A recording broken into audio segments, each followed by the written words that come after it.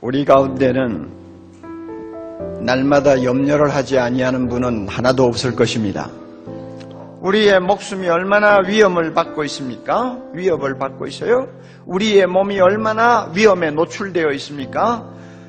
나 하나만 아니라 우리의 가족들이 얼마나 어려운 상황에 지금 노출되어서 매일매일 마치 줄타기를 하는 것 같은 하루하루를 살고 있는 것이 사실입니다.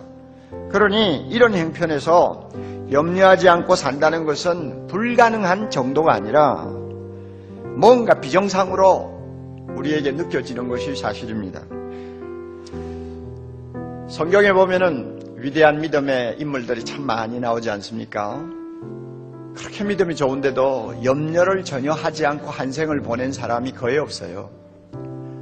예를 들면 바울 같은 사람 얼마나 믿음이 좋습니까? 그래서 자기의 교인들을 보고 아주 자신있게 아무것도 걱정하지 말라, 그리고 기도와 간구로 하나님 앞에 감사함으로 구하기만 해라 하고 참 교훈을 할 정도로 대단한 지도자였지만은 막상 자기가 염려를 해야 될 상황에 부딪히니까 똑같더라고 말이요.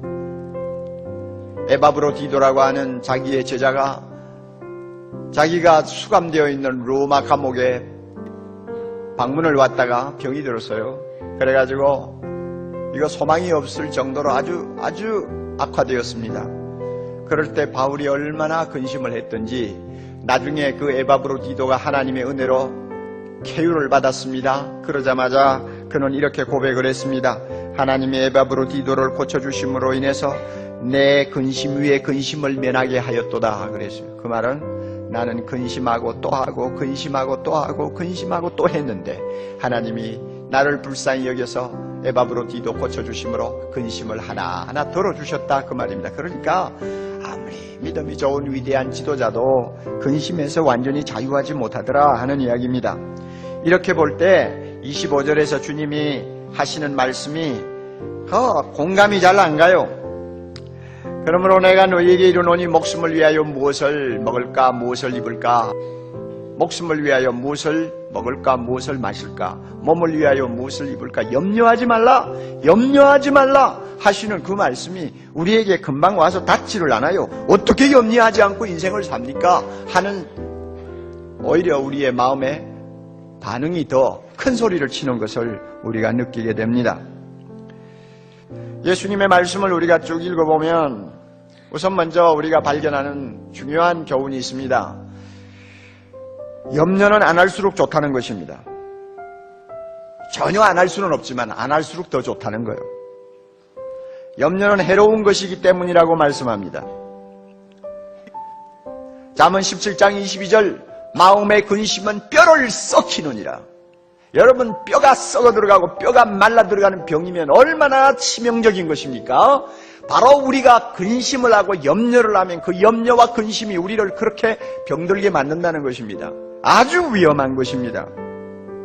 누가복음 21장 34절 보면 말세가 되면은 성도들이 빠질 수 있는 아주 무서운 악이 세 가지 있다고 합니다. 그 악이 얼마나 무서운 것인지 우리로 하여금 영적으로 깊이 잠이 들도록 만들어서 재림하시는 예수님을 맞이할 준비조차 하지 못하다가 나중에는 주님으로부터 버림을 받도록 만들 위험이 있는 악입니다. 그 악이 뭔지 알아요? 첫째는 방탕이요, 둘째는 술 취하는 것이요, 세 번째는 염려라고 그랬어요. 여러분, 우리는 방탕은 악이라고 생각합니다. 그렇죠? 우리는 방탕은 악이라고 믿어요. 술 취하고 알코올 중독되면 벌써 인간다움을 이미 포기한 사람이라고 우리는 그렇게 생각합니다. 그러나 염려가 방탕과 맞먹는 악이라고 여러분 생각해 본 일 있어요? 그만큼 염려는 해로운 거예요. 그러므로 안 할수록 좋은 것입니다. 염려는 무익하기 때문에 안 할수록 좋아요. 해봐야 소용이 없다는 것입니다. 아무 유익이 없어요. 27절 유명한 말씀 있지 않습니까? 너희 중에 누가 염려함으로 그 키를 한 자나 더 할 수 있느냐? 자, 키 작은 사람에게 염려 주사를 놓는다고 해서 한 번에 한 자나 자라는 거 봤어요? 한 30cm 자란다고 생각하세요? 아무도 염려해가지고 키 자라는 사람 없어요. 그래서 우리가 겪는 대부분의 고통은 이와 같이 쓸데없는 염려와 깊은 관계를 갖고 있습니다. 우리의 영적인 삶을 망가지게 만듭니다.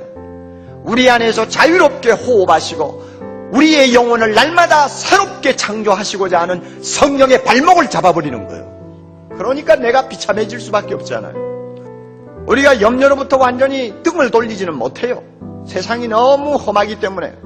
그러나 염려가 함부로 날뛰지 못하도록 묶어놓을 수는 있어요. 어떻게 하면 묶어놓을 수 있느냐? 주님의 말씀이 오늘 이것을 가르쳐 줍니다. 자, 보세요. 예수님께서 염려하는 그의 제자들 보고 하시는 말씀. 자, 너희들 공중에 나는 새를 보라. 저 새 좀 봐라. 머리 위로 날아다니는 새를 보라. 저 새가 말이야 심지도 않았어. 추수도 안 했어. 곳간에서 안 오지도 않았어. 그러나 너희 천부께서 다 기르시고 먹이시지 않느냐? 그렇게 말씀하셨어요. 그런데 우리나라에 절기 따라서 왔다 갔다 하는 제비 있잖아요.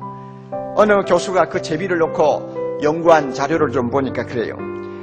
제비는 새끼에게 하루 100번 이상 먹이를 갖다 준대요. 이 순놈 암놈이 번갈아 가면서 이 곤충을 잡아가지고 100번 이상 가서 먹인대요. 그러니까 하루에 줄잡아 7,000마리의 이 날파리 곤충을 갖다가 새끼에게 먹이는 거예요. 그래서 새끼를 키우는 3주간 동안에는 무려 15만 마리를 먹이는 거예요.